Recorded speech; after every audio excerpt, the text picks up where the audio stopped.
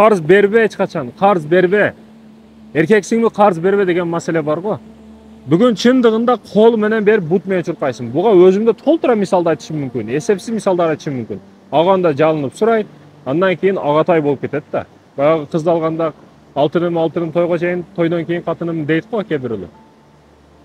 Bunday kılbaş gerek. Karz alganda oylongula. Karz maselesi öte kıyın mesele. Allah Taala özü kirişpey turgan mesele bu karz meselesi. Sen bu jеңил карай турган маселе эмес. Ошондон кийин карз берип жаткан адамдар кече беришке даярсыңбы кийин? Акыретте акың адал кылып коюшка даярсыңбы? Ошо маселеде ойлонуп туруп анан кийин карз бергиле. Баягы адамдын ар тараптуу ойлоп көргүлө, бу кайтара алабы? Кайтара албай калса мен ошону ыраазы болушка даярмынбы деген маселеде ойлонуп туруп андан кийин карз бергиле. Карз бергин келбей аткан болсо, акчам бар, өзүм керектүү нерсеге иштетем, сага бере албайм, досум, агам, иним деп айтып коюш керек.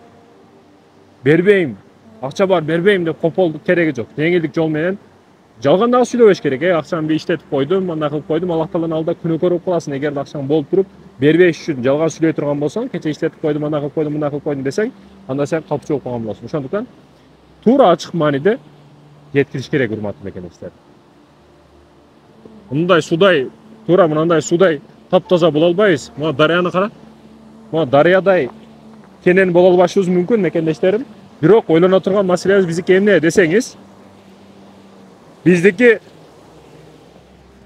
Аллахтын алдында таза болушубуз керек, пендесинин алдында таза болушубуз керек. Пендесин капа кылбашыбыз керек, Аллахты нааразы кылбашыбыз керек. Бул жерде илим алышыбыз керек.